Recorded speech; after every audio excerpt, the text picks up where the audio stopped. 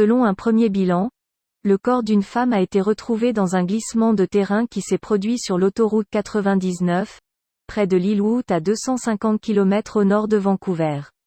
Selon la Gendarmerie royale du Canada, la police fédérale, les recherches se poursuivent dans ce secteur pour retrouver d'éventuelles victimes.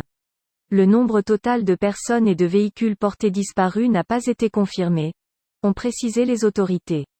En outre, les quelques 7000 habitants de la ville de Merritt, située à 300 km au nord-est de Vancouver, ont été évacués. Nous nous attendons à ce que cet ordre d'évacuation reste en place pendant probablement plus d'une semaine, a indiqué la municipalité.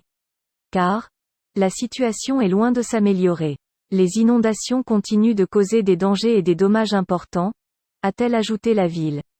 Conséquence, tous les services ferroviaires en provenance et à destination du port de Vancouver ont été interrompus.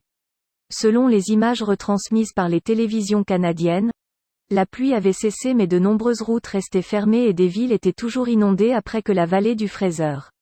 À Hope, à une centaine de kilomètres à l'est de Vancouver, on a vu 174 mm en 24 heures dimanche et 250 mm sur les 48 heures, du jamais vu dans cette station-là dans toute son histoire, selon Armel Castellan, météorologue chez Environnement Canada.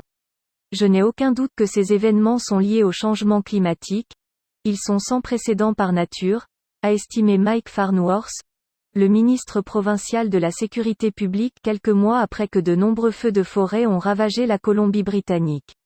Dans ces conditions, environ 9000 personnes se trouvent également toujours sans électricité, selon une mise à jour de l'entreprise BC Hydro. Nous sommes très préoccupés par la situation en Colombie-Britannique, a déclaré le Premier ministre canadien Justin Trudeau qui a promis de mobiliser toutes les ressources dans la région.